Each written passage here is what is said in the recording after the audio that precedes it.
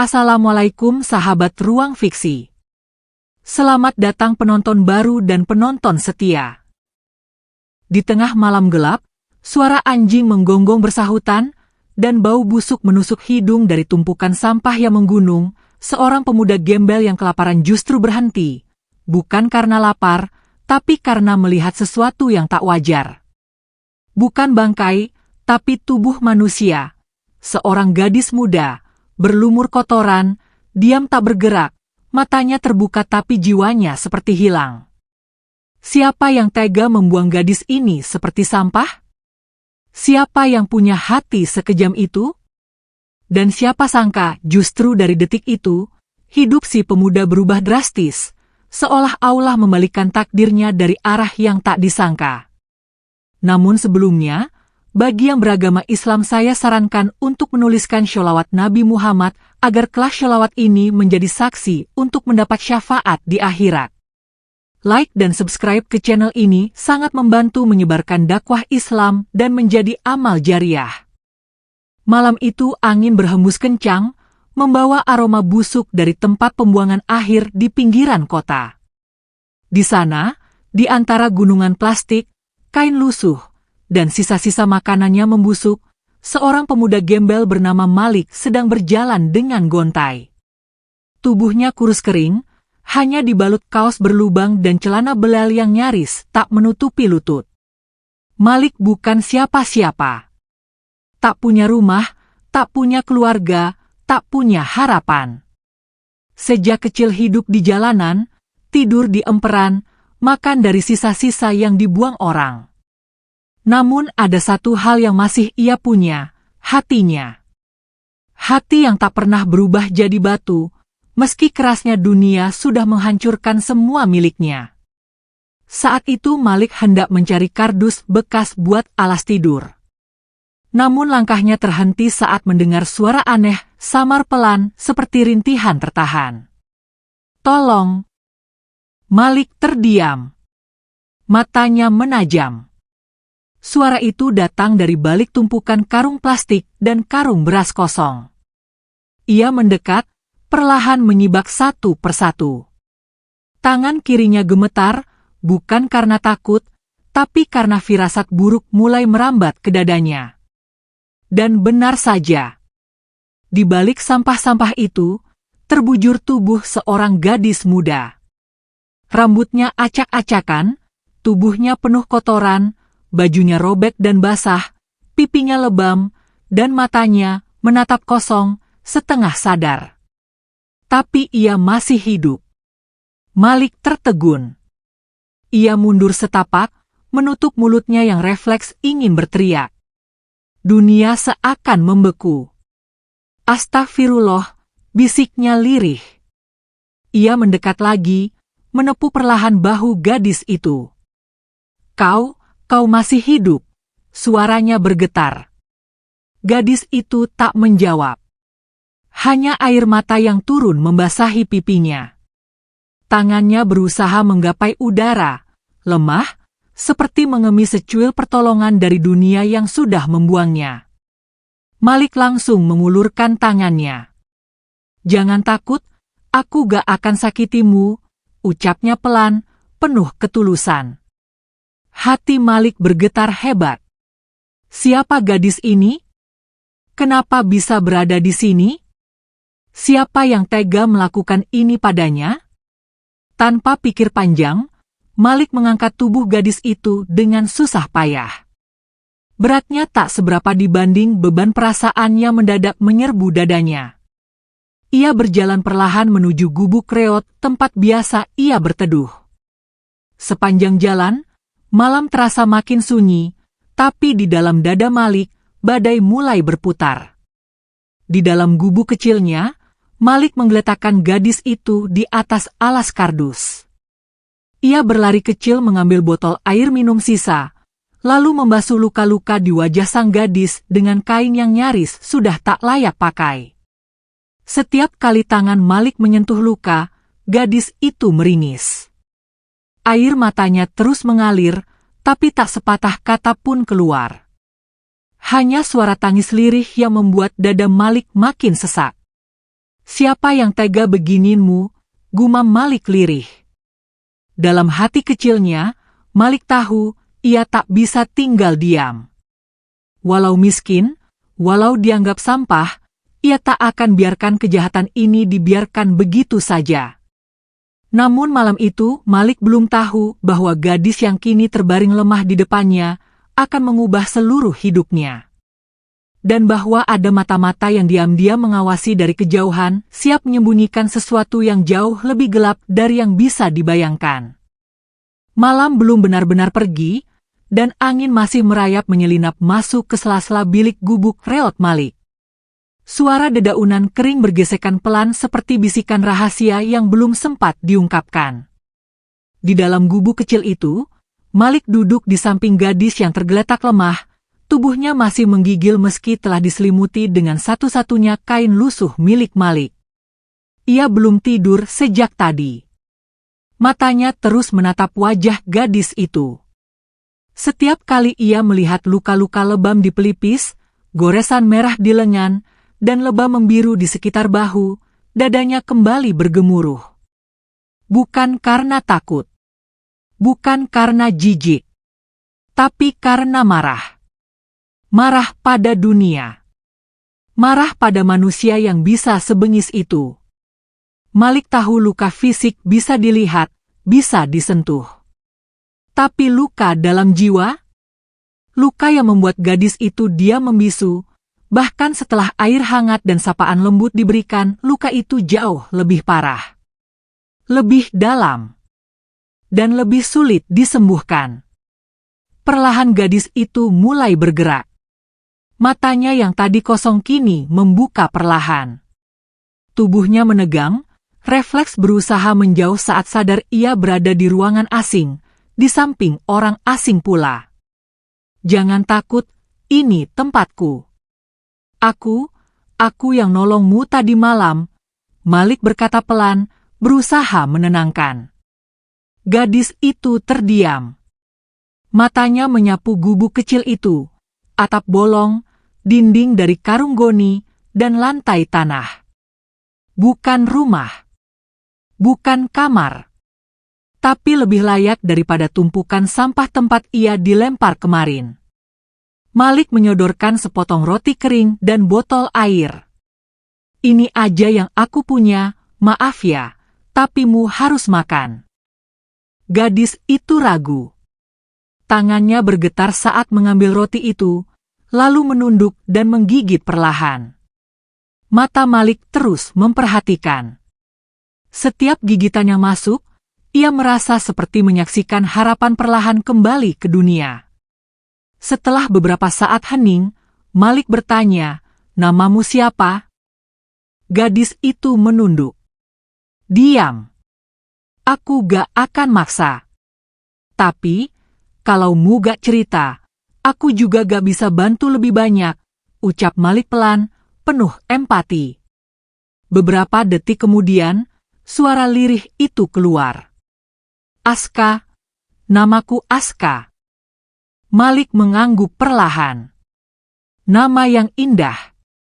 Aska, gadis suci. Air mata Aska mengalir lagi.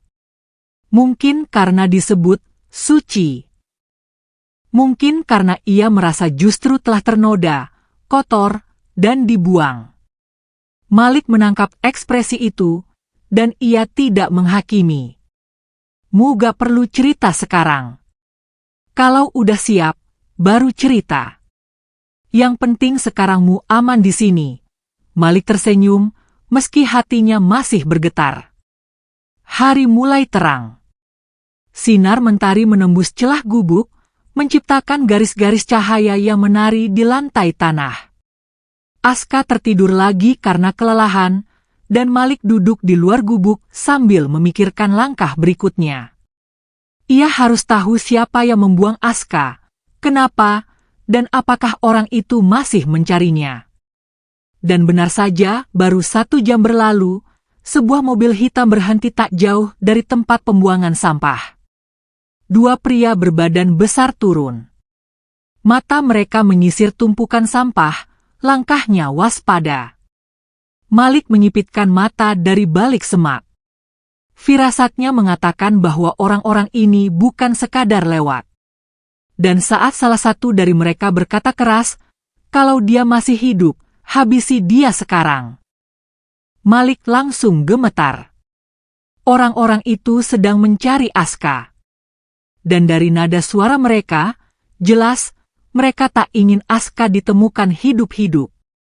Malik buru-buru kembali ke dalam gubuk. "Aska, bangun. Ada yang nyarimu," bisiknya panik. Aska terlonjak. Wajahnya pucat.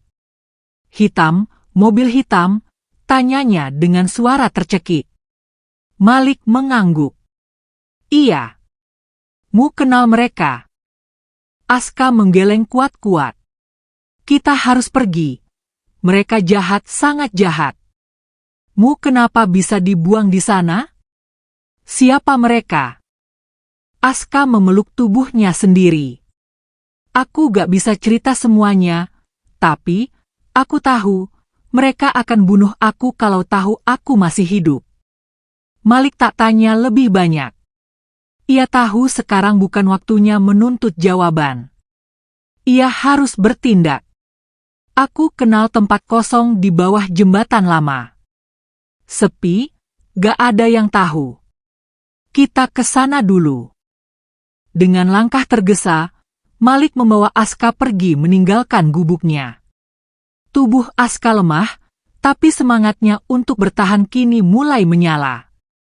Ada seseorang yang tak dikenal, miskin, kotor, tapi rela mengorbankan kenyamanan kecilnya demi dirinya.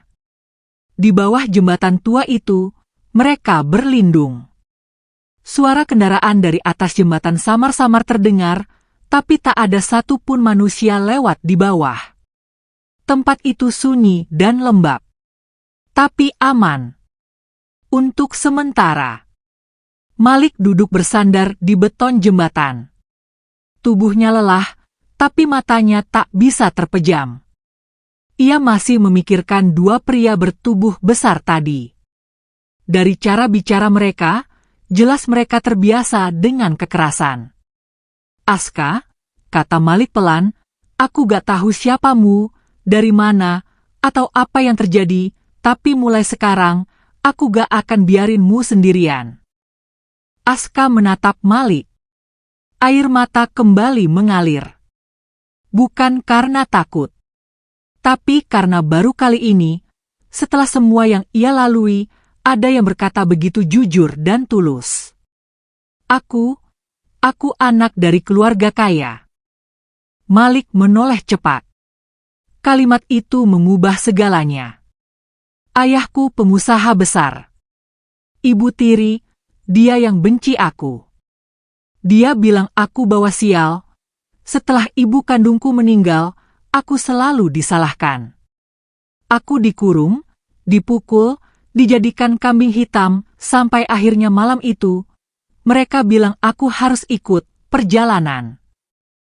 Ternyata mereka buang aku ke tempat sampah. Dan bilang ke ayah kalau aku kabur." Malik mengepalkan tangan. Dadanya panas. "Astagfirullah, mereka bukan manusia."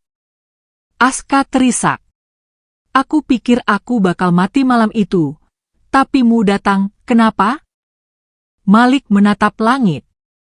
"Karena mungkin Allah lagi nyuruh aku buat nolongmu. Dan karena aku tahu gimana rasanya dibuang, dianggap gak berharga." Di kejauhan, suara mobil kembali terdengar. Mungkin mobil itu lagi. Atau yang lain. Tapi kini, tak ada lagi rasa takut seperti tadi. Yang ada hanya tekad. Malik harus menyelamatkan Aska, apapun risikonya. Ia tidak tahu bahwa sejak saat itu, hidupnya tak hanya berubah, tapi juga mengungkap tabir kegelapan yang jauh lebih mengerikan dari sekadar gadis dibuang di tempat sampah. Sebuah rahasia besar yang jika terungkap, bisa menghancurkan nama besar keluarga Aska, dan membuat nyawa Malik sendiri jadi taruhan. Malam kembali menyelimuti langit kota. Awan menggumpal pekat, menutup bulan yang seharusnya bersinar terang. Suara klakson dan deru mesin dari jalan raya di atas jembatan masih terdengar samar, tapi di bawahnya, di tempat persembunyian yang lembab dan gelap, dua jiwa yang terbuang sedang berusaha bertahan. Malik duduk bersandar pada dinding beton jembatan, tubuhnya lelah, tapi pikirannya terus berputar. Di sampingnya, Aska tertidur dalam posisi meringkuk, masih mengenakan pakaian robek yang belum sempat diganti. Tubuhnya kadang menggigil karena dingin, tapi matanya yang terpejam tampak tenang, seolah rasa aman yang diberikan Malik perlahan menembus lapisan luka yang sudah menahun. Malik tahu mereka tidak bisa tinggal di bawah jembatan terlalu lama. Orang-orang yang tadi mencarinya pasti akan menyisir setiap sudut kota.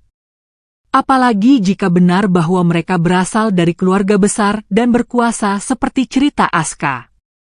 Dunia para elit punya caranya sendiri untuk membungkam siapa saja, terutama orang seperti Malik yang tak punya identitas, tak punya pelindung, dan tak punya tempat berpijak. Pagi itu, sebelum matahari benar-benar naik, Malik memutuskan untuk keluar mencari pakaian bersih untuk Aska. Ia menyusuri ganggang kumuh dan pasar loak, berharap menemukan sumbangan bekas atau tumpukan kain layak pakai. Ia kembali membawa sehelai baju bekas berwarna biru pucat, dan sepasang celana kain yang sedikit kebesaran tapi masih layak. Bukan terbaik, tapi lebih dari cukup untuk mengganti pakaian yang penuh noda dan trauma. Ketika Aska bangun dan melihat apa yang dibawa Malik, matanya berkaca-kaca. "Buat aku?" tanyanya pelan. Malik hanya tersenyum kecil. "Iya. Gak banyak, tapi semoga cukup bikinmu nyaman." Aska mengangguk dan pergi ke balik pilar jembatan untuk mengganti baju. Beberapa menit kemudian, ia kembali dengan wajah yang sedikit lebih segar. Walau luka masih menghiasi tubuhnya, walau rambutnya belum tersisir rapi, ada cahaya tipis yang mulai muncul di wajahnya. Namun momen itu tak bertahan lama. Dari kejauhan, Malik melihat sebuah motor trail hitam berhenti di pinggir jalan. Seorang pria bertubuh besar turun dan menyalakan rokok, matanya menatap ke arah sungai dan bawah jembatan. Tak lama kemudian, dua motor lainnya datang. Mereka tak berseragam, tapi gerak-geriknya mencurigakan.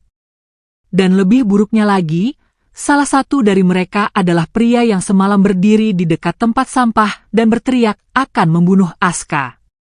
Malik segera menarik tangan Aska dan membawanya masuk lebih dalam ke bawah jembatan, ke tempat yang lebih tersembunyi. "Mereka datang lagi," bisik Malik cepat. Aska langsung pucat. Tubuhnya gemetar. "Kalau mereka ketemu aku, habis kita." "Gak akan. Selama aku masih hidup, gak akan kubiarkan mereka sentuhmu," ucap Malik dengan suara pelan tapi mantap. Mereka bersembunyi di balik tumpukan beton yang pecah, menahan napas saat suara langkah kaki terdengar makin dekat. Percakapan samar mulai terdengar dari atas. "Katanya kemarin sempat terlihat gerak-gerik aneh di sekitar sini." "Iya.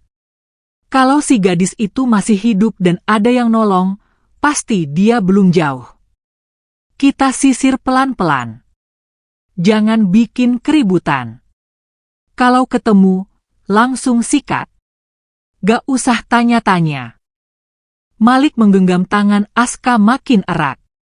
Tangan gadis itu dingin, seperti es. Tapi sorot matanya kini tidak hanya ketakutan, ada keberanian kecil yang tumbuh. Keberanian karena tahu ia tidak lagi sendiri. Pria-pria itu menyisir daerah sekitar jembatan selama hampir 20 menit. Beberapa kali suara mereka terdengar semakin dekat, tapi beruntung mereka tidak turun ke bagian bawah terdalam tempat Malik dan Aska bersembunyi. Ketika suara motor kembali menjauh dan akhirnya lenyap, Malik baru berani menghela napas panjang. "Mereka gak nyerah," katanya. "Mereka akan terus carimu sampai ketemu. Aku gak mau bikinmu dalam bahaya," ucap Aska, menatap mata Malik. Aku bisa pergi sendiri, kemanapun, yang pentingmu aman. Jangan ngomong kayak gitu, Malik langsung menyela. Aku gak nolongmu buat ditinggal atau buatmu merasa beban. Kita jalanin bareng. Mu gak sendirian lagi. Air mata Aska jatuh tanpa suara. Tidak ada pelukan. Tidak ada kata manis. Hanya dua manusia yang dipatahkan dunia, akhirnya saling menemukan tempat berpijak di tengah reruntuhan. Malam itu, mereka pindah tempat. Malik membawa Aska ke sebuah bangunan kosong bekas gudang tua yang sudah lama ditinggalkan. Letaknya lebih jauh, di luar kota, dekat sawah dan perkebunan yang mulai mati karena pembangunan jalan tol. Di tempat itu, Malik berusaha membangun semacam barikade dari papan dan karung, membuat satu ruangan kecil yang bisa mereka jadikan tempat berlindung. Mereka mulai mengumpulkan makanan dari hasil meminta dan mencari sisa yang masih layak di pasar-pasar. Hari-hari berjalan dalam sunyi dan penuh kewaspadaan. Namun yang tidak diketahui Malik, dan bahkan Aska, adalah bahwa keberadaan mereka ternyata telah masuk dalam pantauan seseorang yang sangat berbahaya. Bukan orang dari geng pemburu itu, tapi dari lingkaran dalam keluarga ayah Aska sendiri. Di sebuah rumah mewah bergaya kolonial, seorang pria paruh baya sedang duduk di meja makan bersama seorang wanita angkuh dengan riasan tebal dan dandanan mahal. Wanita itu adalah ibu tiri Aska, Nyonya Karina. Kau yakin anak itu masih hidup? Tanya pria itu dingin. Karina menjawab, aku sudah dapat informasi dari orang lapangan. Mereka bilang sempat melihat seseorang menyeret tubuh perempuan dari tempat pembuangan. Bukan pemulung biasa, kelihatannya pemuda gembel. Kalau benar, ini bisa menghancurkan segalanya. Reputasi kita. Nama besar keluarga. Warisan. Karina menggertakkan gigi. Maka dari itu, sebelum dia bicara, sebelum dia balik, dia harus dihilangkan. Pria itu mengangguk. Siapkan orang-orang. Jangan gagal lagi. Di balik kaca besar ruang makan itu, berdiri seorang pria muda berjas hitam, mendengarkan dari balik tirai. Wajahnya datar. Tapi tatapan matanya menyimpan rahasia besar.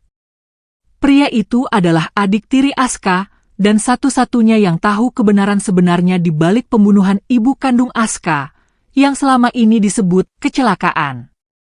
Dan kini, takdir mulai menyingkap satu demi satu tirai kebohongan yang telah lama ditutup rapat. Karena kebenaran tak bisa dibunuh. Dan Aska, gadis yang nyaris dibuang ke kematian, adalah kunci dari segalanya. Pagi itu, kabut masih menggantung rendah di atas tanah. Embun menempel di rumputan liar yang tumbuh liar di sekitar bangunan tua bekas gudang. Tempat itu menjadi tempat persembunyian Malik dan Aska selama 3 hari terakhir. Di dalamnya, kehidupan baru perlahan tumbuh dari serpihan trauma dan ketakutan. Tapi kedamaian itu rapuh. Dan dunia luar belum selesai mencengkera mereka. Malik duduk di sudut ruangan, mencoba membuat api kecil dari potongan kayu lapuk dan koran bekas yang ia kumpulkan semalam. Aska duduk tak jauh darinya, memeluk lutut dan memandangi kobaran api kecil itu. Ada kekosongan dalam matanya, seperti sedang memutar ulang sesuatu dari masa lalu. Aku gak pernah cerita ini ke siapa-siapa. Aska membuka suara, suaranya lirih, nyaris tenggelam oleh suara api yang berderak pelan. Malik menoleh. Kalau mu siap, aku dengerin. Aska menarik napas dalam, lalu mulai bicara, ibuku meninggal waktu aku umur 9. Mereka bilang kecelakaan. Mobil tabrakan. Aku gak ngerti waktu itu. Tapi malam sebelum kecelakaan, aku dengar ibu dan ayah bertengkar hebat. Ibu marah karena ayah terlalu dekat sama perempuan lain. Aku baru tahu belakangan, perempuan itu Karina. Malik diam mendengarkan. Matanya tak berkedip, menatap wajah Aska yang perlahan memucat. Setelah ibu meninggal, semuanya berubah. Rumah jadi dingin. Ayah jarang pulang. Karina masuk, dan perlahan, semuanya jadi milik dia. Pelan-pelan aku dijauhkan dari semuanya. Kamar ibuku dikunci. Foto-fotonya dibuang. Dan aku dianggap seperti hantu. Aska berhenti sejenak. Suaranya serak.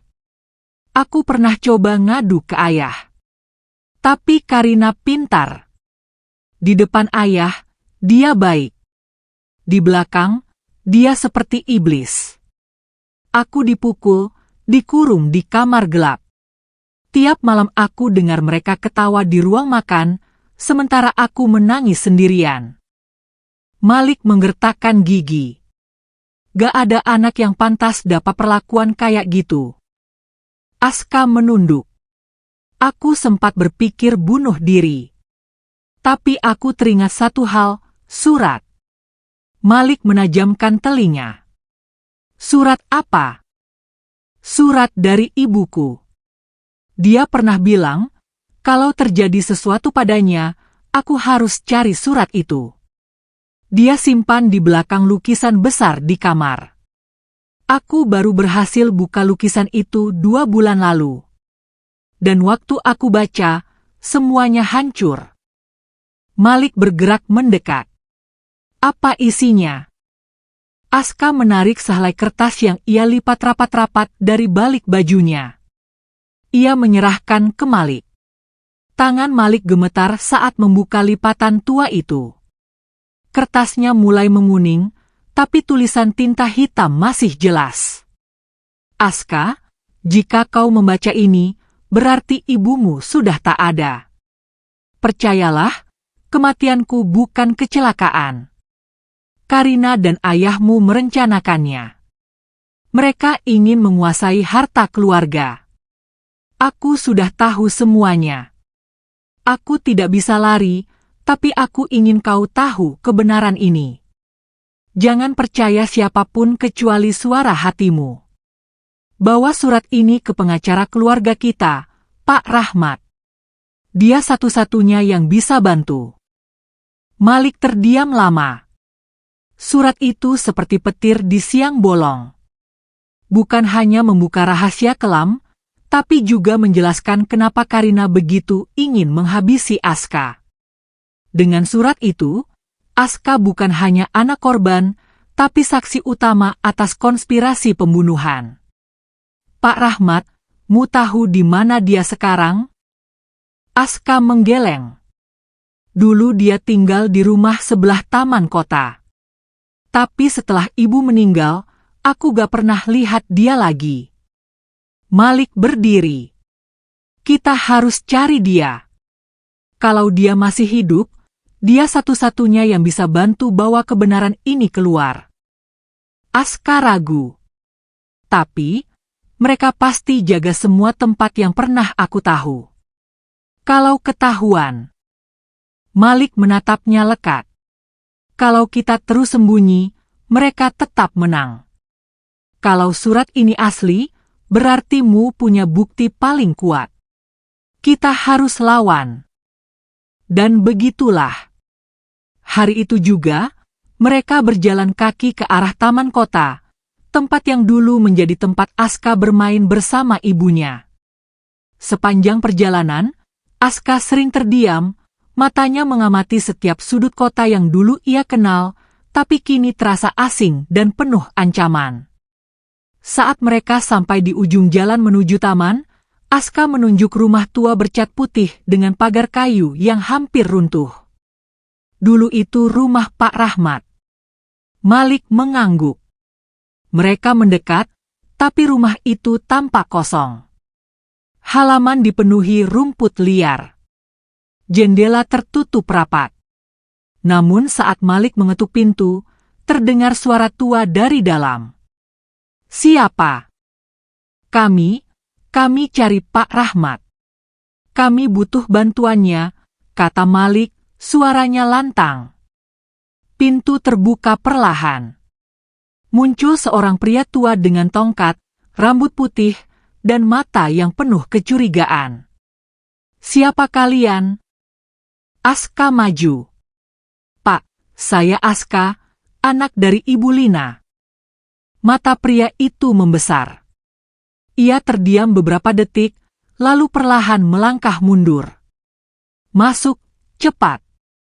Mereka masuk ke dalam rumah yang penuh debu dan tumpukan buku hukum. Pria tua itu duduk perlahan di kursi rotan dan menatap Aska lekat-lekat.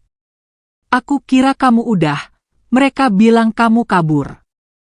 Aska menggeleng. Mereka buang saya ke tempat sampah. Pak Rahmat mencengkeram tongkatnya erat. Seperti yang saya duga, mereka teruskan rencana busuknya. Malik menyerahkan surat. Ibu Lina nitip ini buat Aska. Dia bilang Pak Rahmat bisa bantu. Pak Rahmat membaca surat itu perlahan. Lalu ia menghela napas panjang. Aku sudah tahu Karina terlibat. Tapi selama ini gak ada bukti. Ayahmu, dia dulu sahabatku. Tapi setelah menikah dengan Karina, dia berubah. Banyak aset tiba-tiba berpindah. Dan ketika ibumu meninggal, aku tahu itu bukan kebetulan. Ia bangkit, berjalan pelan kerak bukunya, mengambil map berwarna coklat tua. Ini, file legal warisan asli dari ibumu. Dia sempat konsultasi ke aku sebelum meninggal. Ada dokumen yang menunjukkan bahwa warisan keluarga semestinya jatuh ke tangan Aska, bukan ayahmu. Tapi semuanya ditutup rapat setelah kematian dia. Kalau surat ini digabung dengan dokumen ini, kita bisa buka kasusnya. Malik menggenggam tangan Aska. Jadi kita bisa bawa ini ke pengadilan? Pak Rahmat mengangguk. Tapi harus hati-hati. Karina bukan orang biasa. Dia punya tangan di mana-mana. Kita harus siapkan semua bukti dengan rapi.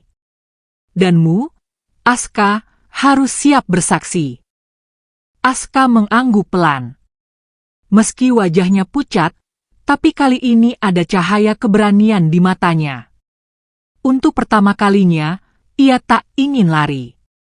Ia ingin melawan. Di luar rumah tua itu, angin bertiup kencang. Dedaunan beterbangan. Dan entah dari mana, sebuah mobil hitam berhenti di ujung jalan, mesinnya masih menyala. Di dalamnya, seorang pria berbaju gelap memegang kamera kecil, menyorot rumah Pak Rahmat. Target ditemukan, katanya ke dalam alat komunikasi. Prosedur selanjutnya? Suara dari seberang menjawab dingin. Habisi mereka sebelum suara mereka sampai ke publik, pagi menjelang dengan langit kelabu. Stasiun tua yang menjadi tempat berlindung Malik dan Aska masih diselimuti kabut sisa malam. Suara burung besi dari kereta-kereta kota sudah tak pernah lewat lagi di jalur itu, tapi jejak-jejak manusia tetap meninggalkan kisah yang tidak semua mata bisa baca. Malik bangkit lebih dulu dari tidurnya yang tak sempurna. Matanya sayu, tapi tatapannya tajam. Ia keluar dari ruang kendali kecil, memeriksa sekitar, memastikan tidak ada jejak atau bayangan asing. Begitu yakin tempat itu aman, ia kembali ke dalam, melihat Aska yang masih tertidur bersandar di dinding, napasnya pelan tapi mulai teratur. Wajahnya lebih tenang dari hari-hari sebelumnya, seolah rasa aman perlahan tumbuh dari kesendirian yang mulai ia tinggalkan. Aska, Malik membangunkannya pelan. Aska membuka mata. Sudah pagi. Malik mengangguk. Kita harus jalan. Temanku di terminal biasanya muncul sebelum pasar buka.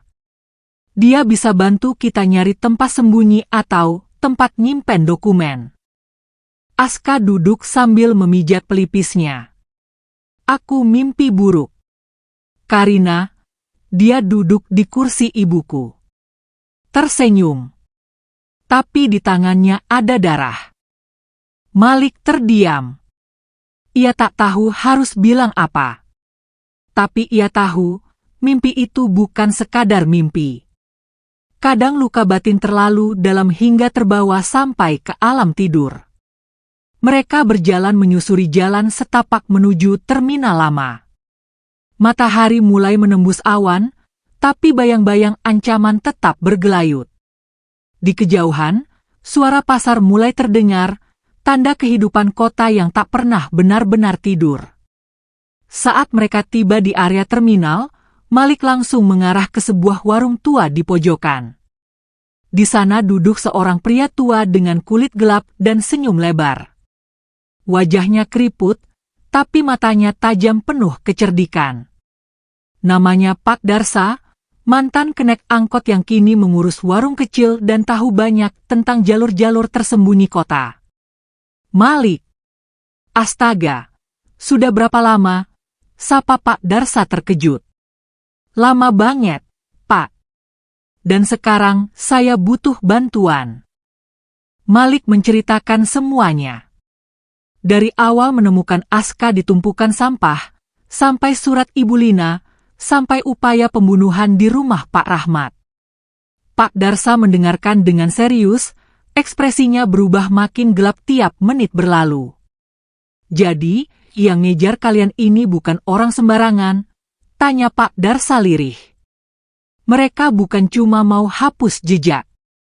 Mereka mau hapus sejarah, jawab Malik.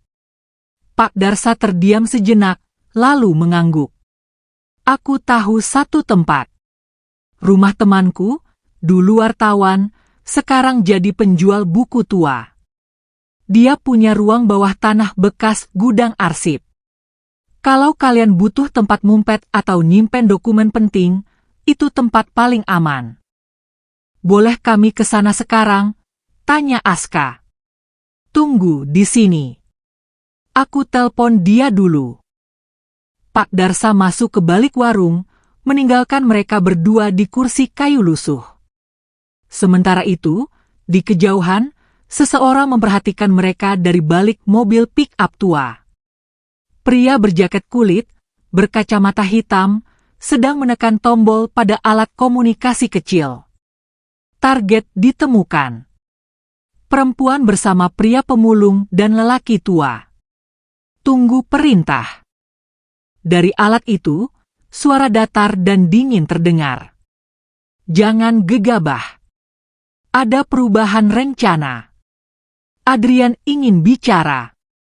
Di tempat lain, di dalam sebuah gedung pertemuan mewah, Adrian duduk di sebuah ruangan dengan kaca besar. Ia menatap kota di bawahnya, matanya tajam tapi gelisah. Di tangannya ada dua foto. Satu foto Aska saat kecil bersama ibunya, dan satu lagi, foto Karina dalam pesta perayaan warisan, hanya beberapa hari setelah ibu Aska meninggal. Pintu ruangan terbuka. Seorang pria tinggi masuk, membawa tablet dan dokumen. Semua sudah siap, Tuan. Satu tim bayangan sedang mengintai lokasi Aska. Mereka menunggu aba-aba. Adrian mengangguk. Hentikan pengejaran terbuka. Saya ingin bicara langsung dengan Aska. Pria itu tampak ragu. Tapi Tuan tahu risiko kalau. Adrian menatapnya tajam. Aku bilang hentikan. Cari tahu di mana mereka. Bawa dia ke tempat yang aku minta. Aku ingin tahu siapa sebenarnya yang salah dalam semua ini. Sementara itu, Aska dan Malik berjalan menuju rumah si penjual buku tua, dipandu oleh Pak Darsa. Rumah itu berada di gang sempit dekat rel lama. Dari luar tampak seperti rumah tua biasa, tapi di dalamnya tersimpan ribuan buku dan dokumen dari masa lalu, potongan-potongan sejarah yang nyaris dilupakan. Pemiliknya, Pak Riko menyambut mereka dengan ramah. Rambutnya putih panjang, dan matanya cerdik seperti orang yang sudah terlalu banyak melihat dunia. Kalian datang bawa sesuatu yang berat, ya? Malik menyerahkan dokumen dan surat. Pak Riko membaca sekilas, lalu mengangguk. Di bawah lantai rumah ini ada ruang bekas gudang. Dulu tempat aku simpan arsip investigasi. Kalian bisa tinggal di situ selama yang dibutuhkan. Mereka turun ke ruang bawah tanah itu. Udara lembab dan dingin, tapi cukup luas dan tersembunyi. Di dalamnya ada meja tua, rak buku, dan lampu neon kecil yang masih menyala samar. Saat malam tiba, Aska duduk membaca ulang surat dari ibunya. Kali ini ia membaca lebih perlahan, memperhatikan tiap kata, tiap titik koma. Di bagian bawah surat, ia baru menyadari ada satu kalimat yang selama ini tak ia pahami. Jika Adrian membaca ini, tolong lindungi adikmu seperti janji kita di bawah pohon besar itu. Aska membeku. Malik, aku baru sadar, Adrian bukan cuma adik tiri.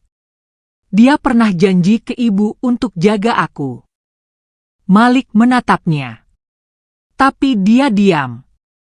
Dia ikut di pihak Karina. Atau dia cuma pura-pura. Mungkin dia juga dikurung dalam sistem yang sama. Mungkin dia pengkhianat. Atau justru satu-satunya sekutu yang tersisa. Belum selesai Aska menyusun pikirannya, pintu gudang diketuk pelan. Suara Pak Riko terdengar dari atas. Ada tamu. Katanya, Adrian. Aska dan Malik saling pandang. Detik itu juga, udara seolah membeku. Aku akan temui dia, ucap Aska akhirnya.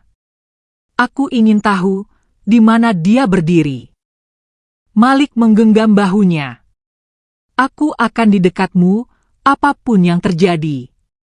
Langkah Aska menuju atas terasa seperti menapaki jurang tipis antara harapan dan pengkhianatan. Ketika pintu dibuka, ia melihat Adrian berdiri di ambang, hanya berdua, tanpa pengawal, tanpa senjata. Wajahnya letih, matanya kosong, tapi jujur. Aku gak datang untuk menangkapmu, kata Adrian pelan. Aku datang untuk membuka lembaran yang sudah tertutup terlalu lama. Aska berdiri di ambang pintu, tubuhnya menegang. Di hadapannya, Adrian tampak berbeda dari apa yang ia ingat. Dulu Adrian adalah anak pendiam yang selalu menunduk setiap kali Karina berbicara. Sekarang dia berdiri tegak, tanpa ragu, membawa sesuatu dalam tatapannya yang membuat Aska sulit menebaknya, ketulusan atau pengkhianatan. Bolehkah aku masuk? Tanya Adrian, suaranya rendah dan nyaris seperti bisikan. Aska menoleh ke Malik yang berdiri tak jauh di belakangnya. Malik mengangguk pelan, memberi isyarat bahwa ia akan tetap waspada di dekat mereka. Aska membuka pintu lebih lebar. Masuk. Adrian melangkah perlahan ke ruang depan rumah Pak Riko yang penuh buku dan debu masa lalu. Ia berhenti di depan meja kayu dan menaruh sebuah map berwarna biru tua di atasnya. Tangannya bergetar sedikit. Apa itu? Tanya Aska. Jawaban dan permintaan maaf, ucap Adrian. Semua yang ada di ruangan itu diam. Bahkan jam tua di dinding berhenti berdetak seolah menahan napas menunggu pengakuan yang selama ini terpendam. Adrian menarik napas dalam, lalu mulai bicara. Waktu ibumu meninggal, aku tahu itu bukan kecelakaan. Aku dengar semuanya malam itu. Karina menyuruh supir keluarga merusak rem mobil. Mereka tahu ibu akan pergi ke luar kota pagi-pagi. Dan aku tahu, ayah setuju. Aska mengepalkan tangannya. Tubuhnya gemetar.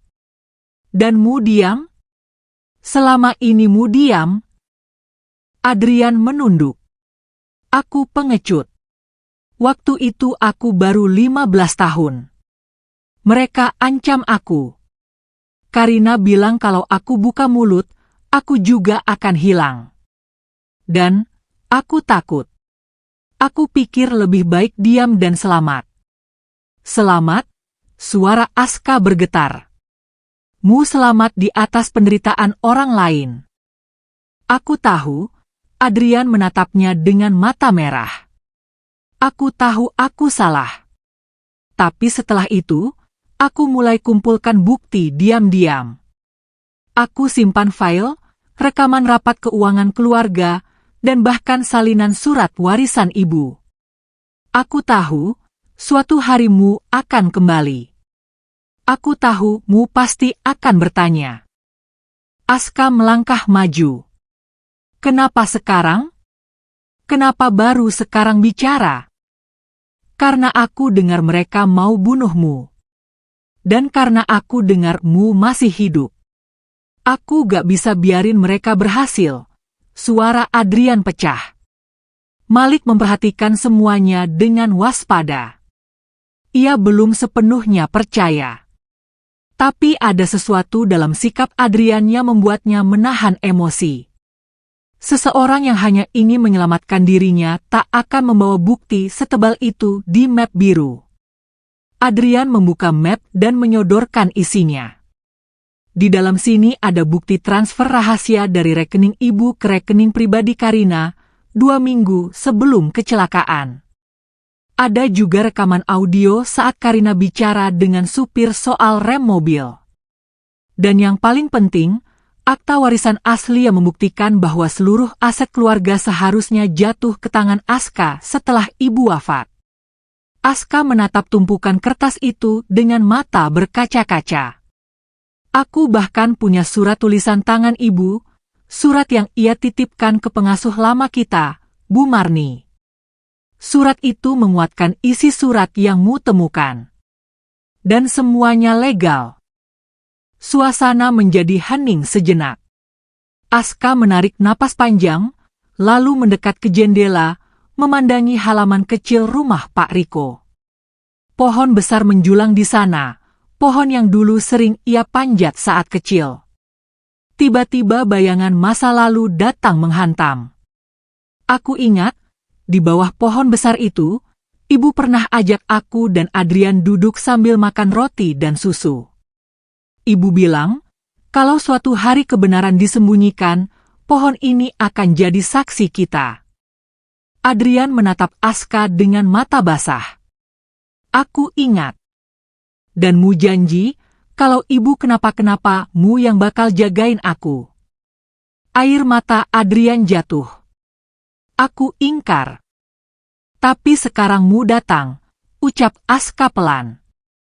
Dan aku gak tahu harus percaya atau tidak. Adrian mendekat 1 langkah. Aku gak minta dimaafkan. Aku cuma minta kesempatan untuk memperbaiki. Bantu aku buka semua ini. Kita serahkan semuanya ke media, ke hukum. Aku siap bersaksi. Malik mendekat. Dan bagaimana kalau ini jebakan? Adrian menoleh padanya. Kalau ini jebakan, aku gak akan datang sendiri tanpa pengawal. Dan aku gak akan bawa bukti sebanyak ini. Malik tetap menatapnya dengan tatapan tajam, lalu perlahan mengendurkan bahunya. Oke, kata Malik. Kita siapkan semuanya. Tapi kita juga harus siap kalau mereka menyerang lebih dulu.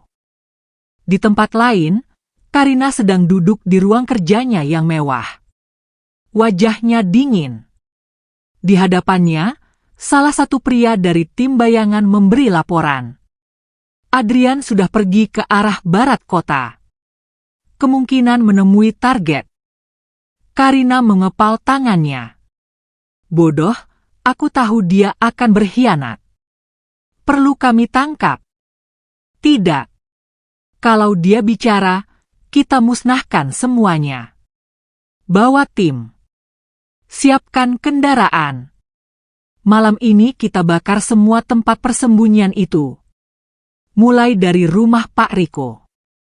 Malam itu, Aska, Malik, dan Adrian mengumpulkan semua dokumen ke dalam satu koper besi. Pak Riko membantu mereka menyalin beberapa file ke flash disk dan mengirimkan cadangan ke dua alamat berbeda. Satu ke kantor pengacara, satu ke wartawan senior yang dulu pernah membongkar skandal besar politik. Saat semua selesai, mereka keluar ke halaman belakang rumah. Aska berdiri di bawah pohon besar, tangannya menyentuh kulit batang pohon yang kasar. Di sini, semuanya dimulai. Dan mungkin, di sini juga akan berakhir. Adrian berdiri di sampingnya. Aku janji, aku akan bicara di pengadilan. Aku akan bongkar semua. Kalau mu ingkar lagi, Aska menatapnya dalam, aku sendiri yang akan angkat suara, dan dunia akan dengar semuanya. Adrian mengangguk. Aku gak akan mundur lagi. Tiba-tiba, suara mesin mobil terdengar di kejauhan. Lampu terang menyinari gang kecil menuju rumah Pak Riko. Malik refleks menarik Aska mundur ke balik dinding. Mereka datang. Adrian langsung menarik koper dan menyembunyikannya di bawah lantai ruang kerja Pak Riko. Sementara itu, suara langkah-langkah berat mendekat cepat. Pintu depan rumah didobrak dengan paksa. Suara-suara kasar meneriakkan nama Aska dan Adrian. Peluru pertama menembus kaca jendela, menghantam rak buku hingga hancur. Malik dan Aska berlari ke pintu belakang, sementara Adrian menghadang beberapa pria dengan batang besi tua. Pak Riko membuka ruang bawah tanah. Masuk cepat. Lewat lorong belakang, ke kanal bawah kota. Malik dan Aska masuk lebih dulu, membawa satu salinan flash disk. Adrian menyusul dengan napas terengah. Suara teriakan dan ledakan kaca makin dekat. Di dalam lorong gelap, mereka berlari. Suara langkah kaki musuh mengikuti dari belakang. Tapi malam itu, mereka tidak hanya lari dari kematian. Mereka sedang membawa kebenaran yang bisa menghancurkan kerajaan kebohongan. Dan di balik lorong sempit itu, cahaya kecil di ujung mulai tampak. Lorong bawah tanah itu sempit, dingin, dan basah. Dindingnya terbuat dari batu tua berlumut, sebagian retak dan bocor, meneteskan air dari sela-sela yang terhubung dengan permukaan kota. Lampu-lampu kecil menyala redup di sela-sela langit-langit lorong, cukup untuk memberi jalan bagi mereka bertiga, Malik, Aska, dan Adrian, yang sedang berlari sambil membawa bukti yang bisa menjatuhkan dinasti kebohongan. Suara sepatu menginjak genangan air menggema di seluruh lorong. Di belakang mereka, gema langkah cepat para pengejar mulai terdengar. Suara sepatu bot beradu dengan batu, teriakan samar dalam radio genggam, dan gema suara pria yang berkata dengan nada datar, habisi semua. Jangan ada yang keluar dari lorong itu hidup-hidup. Malik menggenggam tangan Aska erat. Tubuh gadis itu hampir kehilangan tenaga. Kakinya sudah beberapa kali tersandung, tapi ia terus memaksa melangkah. Adrian membawa koper besi yang berisi dokumen-dokumen asli dan salinan penting. Napasnya memburu, keringat mengalir di pelipisnya, tapi wajahnya tetap teguh. Terus ke depan. Ada pintu baja di ujung. Dari situ kita bisa ke kanal, teriak Adrian, menunjuk ke arah cahaya samar di kejauhan. Mereka berlari makin cepat. Udara di lorong makin tipis, penuh dengan bau apak, besi karat, dan ketakutan yang tak bisa dijelaskan. Setiap langkah terasa berat. Setiap detik terasa seperti selamanya. Tapi mereka tahu, di balik pintu itu, ada harapan. Satu-satunya jalan keluar dari kejaran para pembunuh bayaran. Malik menoleh ke belakang sesaat. Bayangan tiga pria bertubuh besar mulai tampak, berlari sambil menyalakan senter dan membawa tongkat besi. Salah satu dari mereka mulai mengangkat pistol. Malik segera menarik Aska ke sisi lorong, bersembunyi di balik pilar batu besar. Duar! Suara tembakan meledak, menghantam dinding tepat di atas kepala mereka. Batu-batu beterbangan. Suara ricik air bergemuruh. Aska menahan teriak. Adrian segera berbalik dan melemparkan pecahan pipa ke arah pengejar, membuat mereka terhenti sejenak. Lari sekarang, Adrian berteriak. Mereka kembali berlari, kali ini lebih cepat. Suara kaki di belakang mulai tertinggal. Hingga akhirnya mereka tiba di ujung lorong, pintu baja berkarat setinggi 2 meter, terkunci dengan rantai tebal. Tunggu, Malik merogoh sakunya, mengeluarkan potongan logam pipih. Aku nemu ini dari meja Pak Riko, semoga cocok. Dengan cekatan ia membuka gembok tua itu, memutar logam hingga klik keras terdengar. Rantai jatuh. Pintu terbuka perlahan, mengeluarkan derit panjang seperti rintihan. Di baliknya, lorong terbuka menuju kanal air besar di bawah kota. Gelap, tapi luas. Suara air deras mengalir di kejauhan. Mereka masuk, lalu segera menutup pintu kembali dan mengganjalnya dengan besi. Malik mengatur napas, lalu memandang sekeliling. Sekarang kemana? Adrian menunjuk ke arah timur. Terowongan itu tembus ke taman kota. Dari sana kita bisa naik ke permukaan dan langsung ke kantor media. Mereka berjalan pelan di sepanjang terowongan kanal. Air mengalir di bawah, menciptakan suara serupa bisikan. Di tengah-tengah perjalanan, Aska tiba-tiba berhenti. Sebentar, bisiknya pelan. Malik dan Adrian menoleh. Kenapa? Aku dengar suara lain. Semua terdiam. Dan benar saja, dari balik kegelapan, terdengar suara percikan air. Tidak hanya satu. Ada lebih dari 2 orang, berjalan mengikuti arah mereka. Mereka masuk kanal juga, ucap Adrian pelan. Terus atau lawan? Tanya Malik cepat. Aska menarik napas panjang. Kita terus. Kalau kita berhenti sekarang, semua yang kita perjuangkan akan sia-sia. Mereka berlari kembali. Kanal makin sempit, udara makin panas dan pengap. Adrian mulai terbatuk, napasnya semakin sesak. Koper di tangannya membuatnya kesulitan menjaga keseimbangan. Akhirnya mereka melihat tangga besi tua di dinding kanan, menanjak ke arah permukaan. Itu dia, teriak Malik. Satu persatu mereka naik. Aska lebih dulu, lalu Malik, lalu Adrian yang terakhir. Suara langkah para pengejar makin dekat. Sinar senter mereka sudah terlihat menari di dinding kanal. Malik mendorong penutup besi di atas kepala, terbuka dengan susah payah. Sinar matahari masuk menerobos, menyilaukan mata. Udara segar masuk ke paru-paru mereka yang sudah hampir habis. Mereka muncul di sela-sela semak taman kota, di dekat patung tua yang berdiri sejak zaman kolonial.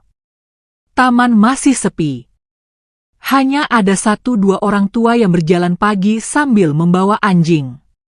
Suasana tenang, tidak ada yang menyangka di bawah tanah sedang berlangsung pengejaran berdarah. Adrian memeluk koper itu erat. Aku harus ke redaksi hari ini juga. Berita ini harus keluar sebelum mereka bungkam kita lagi. Malik melihat sekeliling. Aku tahu satu jalan cepat ke kantor berita. Aku pernah bantu-bantu di sana waktu jadi kuli angkut koran. Ayo. Mereka kembali bergerak, menyusuri gang-gang kecil. Aska terus menggenggam tangan Malik erat, seolah takut kehilangan pijakan di dunia yang terus berubah. Setiap langkah kini terasa lebih berat, tapi juga lebih dekat ke kebenaran. Namun jauh di belakang mereka, seorang pria berpakaian hitam, wajah tertutup masker dan topi, sedang menekan tombol pada alat kecil di tangannya. Mereka menuju kantor berita. Lakukan sesuai rencana B. Dari kejauhan, mobil hitam tanpa plat nomor mulai bergerak mengikuti arah mereka. Langkah kaki diam-diam mulai menyebar di jalanan sempit kota. Jaring kejaran belum berhenti. Dan waktu mereka hanya tinggal beberapa jam. Karina sudah memerintahkan satu hal pasti. Jika informasi itu sampai ke publik, maka semua orang yang terlibat akan dilenyapkan, termasuk anak tirinya sendiri. Tapi Karina tak tahu bahwa malam sebelumnya, salinan dokumen digital telah dikirim diam-diam oleh Pak Riko ke dua redaksi besar nasional. Dan bahwa di dalam koper yang dibawa Adrian, terdapat rekaman audio Ibu Aska yang akan membuka segalanya di depan publik. Perang ini belum usai. Tapi satu hal sudah pasti. Untuk pertama kalinya, kebenaran berada di tangan orang yang tak bisa dibeli, tak bisa dibungkam, dan tak akan mundur. Namanya Malik. Dan ia akan menjaga Aska sampai akhir. Mentari mulai meninggi, menebarkan cahaya keemasan di sela bangunan tua ibu kota. Suara kendaraan makin ramai, orang-orang mulai beraktivitas, tak menyadari bahwa di jantung kota, di antara gedung-gedung yang menjulang, sebuah pertempuran senyap sedang terjadi.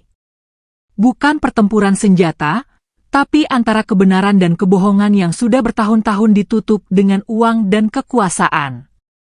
Malik, Aska, dan Adrian berlari menembus gang belakang, menyusuri jalur bekas pengangkutan koran pagi, menuju kantor media nasional yang berada di lantai 3 sebuah gedung tua dekat bundaran pasar. Jalanan mulai padat, tapi mereka memilih lorong sempit dan jalur alternatif, menghindari titik yang mungkin sudah dijaga oleh orang-orang Karina. Koper besi masih digenggam erat oleh Adrian. Tangan kanan Aska tak pernah lepas dari tangan Malik. Setiap langkah yang mereka ambil terasa seperti napas terakhir dari sebuah perjalanan panjang, sebuah perjalanan yang bisa saja berhenti di tikungan manapun jika mereka terlambat sedetik saja. Sedikit lagi, kata Malik sambil menunjuk bangunan berpelangkusan bertuliskan, Suara Kota. Kantor itu tampak tua dan nyaris tak terawat, tapi di balik dindingnya bekerja wartawan-wartawan idealis yang masih percaya bahwa kebenaran layak diperjuangkan, meski harus menantang mereka yang berkuasa. Mereka masuk lewat pintu samping, disambut seorang pria berkacamata tebal dan rambut beruban. Pria itu menatap Adrian dengan raut terkejut. Adrian? Pak Yanuar. Saya butuh bantuan. Tolong dengar kami, ucap Adrian sambil menyerahkan koper. Pak Yanuar membuka koper, melihat dokumen-dokumen di dalamnya. Matanya menyipit tajam saat melihat stempel asli, tanda tangan, dan cap hukum. Ini, warisan keluarga Hartono? Dan ini, rekaman suara ibu kandung Aska? Aska mengangguk pelan. Kami bawa semuanya. Bukti pembunuhan, penggelapan, persekongkolan, semuanya ada di situ. Pak Yanuar menatap mereka satu persatu. Kalau ini benar, kalian tidak akan aman setelah ini. Tapi jika kami tayangkan berita ini, mereka yang berada di balik semua ini juga akan runtuh. Kami siap, ucap Malik. Pak Yanuar mengangguk, lalu memberi isyarat pada asistennya untuk membawa dokumen itu ke ruang redaksi. Kami akan siarkan dalam waktu 2 jam. Aku akan pastikan semuanya keluar serentak, saluran digital, cetak, dan televisi. Kita tidak akan beri mereka waktu untuk bungkam berita ini. Sementara itu, di lantai atas sebuah hotel mewah, Karina menerima panggilan dari salah satu anak buahnya. Bos, mereka masuk ke Suara Kota. Berita akan tayang. Karina berdiri, memecahkan gelas di tangannya. Sebar semua orang ke gedung itu. Lumpuhkan semua saksi. Hancurkan semua bukti. Lakukan apapun yang perlu dilakukan. Termasuk Adrian. Karina terdiam beberapa detik. Ya. Dia sudah berkhianat. Tidak ada ampun. Di dalam kantor Suara Kota, suasana mendadak berubah. Suara printer mencetak halaman utama, wartawan saling berteriak memastikan data yang masuk sesuai dengan kronologi, dan editor menyiapkan layout visual untuk siaran langsung. Dalam ruangan kaca, Aska duduk di depan kamera, wajahnya tenang tapi matanya berapi-api. "Siap?" tanya Pak Yanuar. Aska mengangguk. "Siarkan semuanya. Ini saatnya." Kamera mulai merekam. Dalam satu layar, wajah Aska muncul. Latar belakangnya sederhana, hanya logo media dan bendera kecil, tapi suaranya memecahkan sunyi seisi negeri.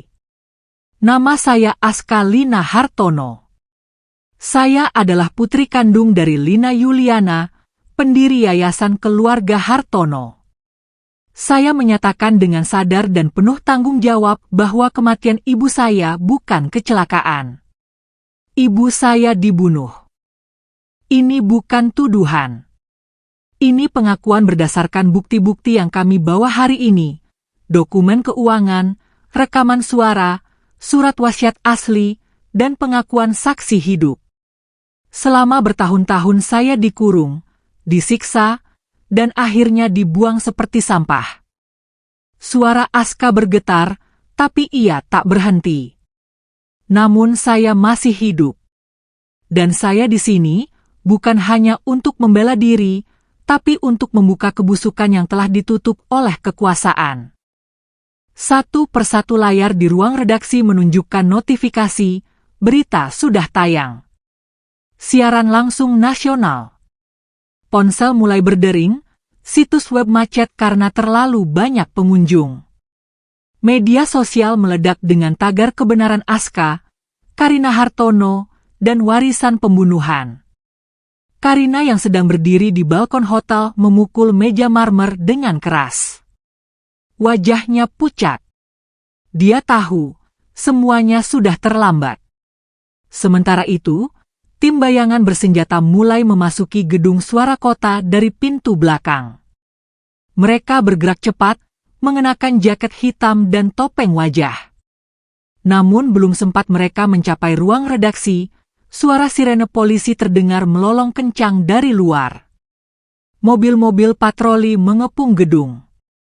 Salah satu polisi berteriak melalui speaker, "Turunkan senjata. Kalian dikepung. Ini atas perintah Direktur Pengamanan Nasional." Para pria bertopeng saling pandang. Mereka mulai panik, dan beberapa di antaranya melarikan diri. Tapi sudah terlambat. Dalam hitungan menit, semuanya diborgol. Polisi mulai memasuki gedung untuk memastikan keamanan tim redaksi dan saksi-saksi. Di dalam ruang siaran, Aska selesai menyampaikan seluruh pernyataannya. Dia berdiri pelan, berbalik, dan melihat ke arah Malik dan Adrian. "Kita berhasil," katanya pelan. Adrian menunduk, menahan tangis. "Aku akhirnya tepati janji itu." Pak Yanuar masuk dengan wajah lega. Beritanya sudah viral di seluruh negeri. Semua media mengutip, pengacara nasional minta bertemu. Dan tim hukum keluarga Karina sudah dibekukan. Aska menutup mata sejenak, menghela napas panjang. Napas pertama dalam hidupnya yang terasa bebas. Di hari yang sama, Karina ditangkap di bandara saat hendak melarikan diri ke luar negeri. Wajahnya tertutup syal besar, tapi kamera-kamera media berhasil mengabadikan detik-detik dia digiring keluar oleh polisi, wajahnya penuh amarah, tanpa bisa berkata apapun. Sore itu, Aska, Malik, dan Adrian duduk di balkon belakang kantor Suara Kota, memandangi langit jingga yang perlahan menurunkan malam. Kota masih sibuk, masih berisik, tapi semuanya kini terasa berbeda. Aku gak tahu apa yang akan terjadi besok, ucap Aska. Tapi hari ini, jawab Malik sambil tersenyum, mu sudah merebut hidupmu kembali. Adrian berdiri, menatap kedua orang di hadapannya. Aku akan pulang ke rumah ibu, rumah yang dulu kita tinggali. Aku akan bersihkan semuanya, dan aku akan bangun ulang. Aska mengangguk pelan. Kali ini, lanjut Adrian, tak akan ada kebohongan lagi. Malik memegang tangan Aska. Dan tak akan ada lagi anak yang dibuang di tempat sampah. Aska menatap Malik dalam diam, matanya mulai berair, bukan karena kesedihan, tapi karena untuk pertama kalinya, ia percaya bahwa dunia ini bisa lebih adil jika kebenaran berani diperjuangkan. Dan malam itu, untuk pertama kalinya pula, Aska tertidur tanpa rasa takut. Pagi kembali menyapa kota dengan lembut.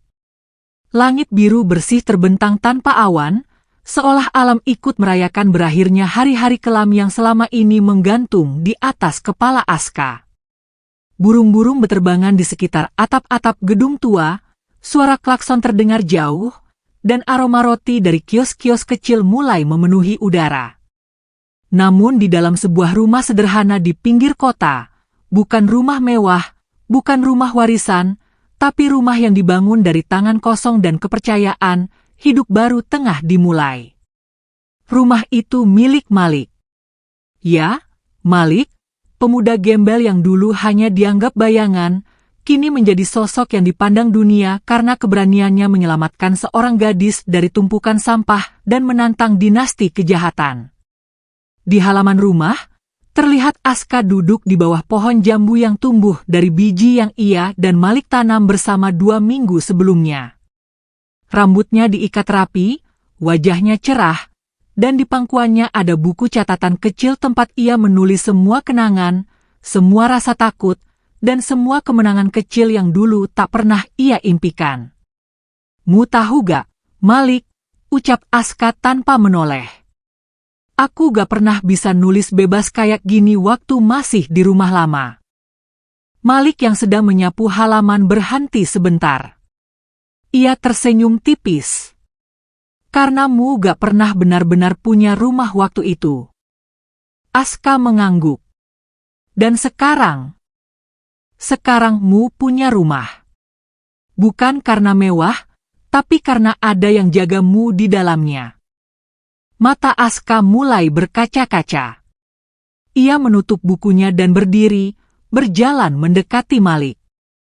Mu menyelamatkan aku, padahal waktu itu mu sendiri gak punya apa-apa. Aku gak menyelamatkan siapa-siapa, kata Malik sambil tertawa kecil.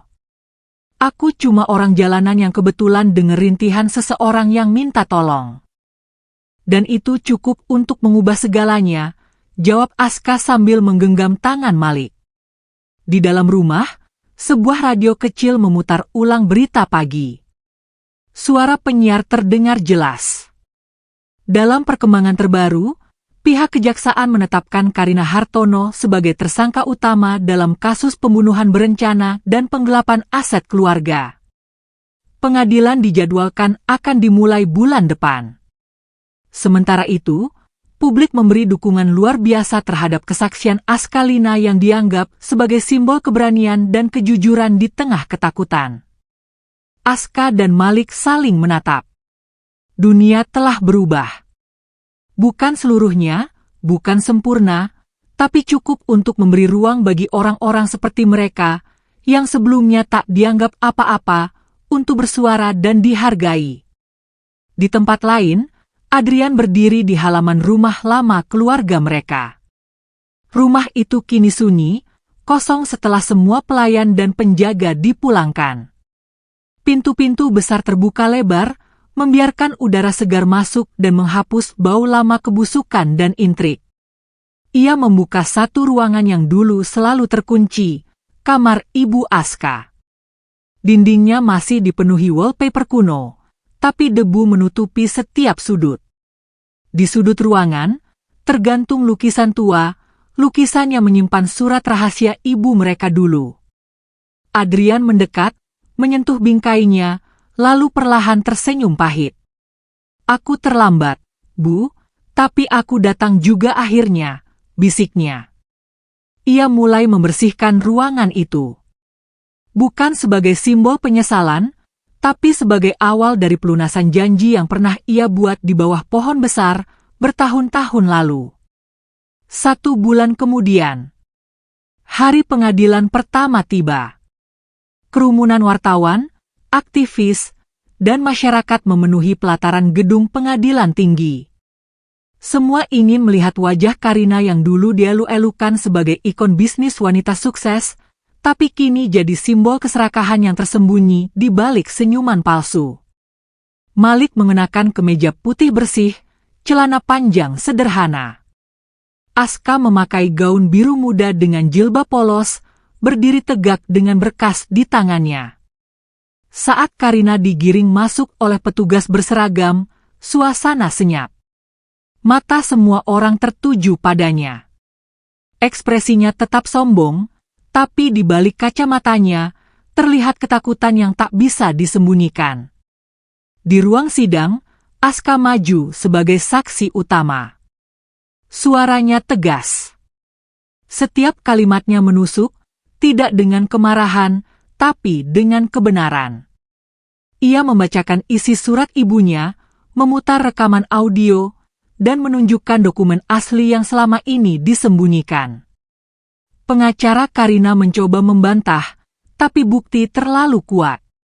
Bahkan saat Adrian maju sebagai saksi pendukung, dengan membawa rekaman tambahan dari kamera pengawas rumah yang berhasil dipulihkan oleh Pak Riko dan tim media, hakim tak punya alasan lagi untuk meragukan. Ruang sidang sunyi saat hakim mengetuk palu.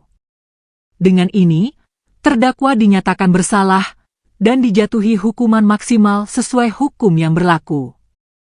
Malik menggenggam tangan Aska erat.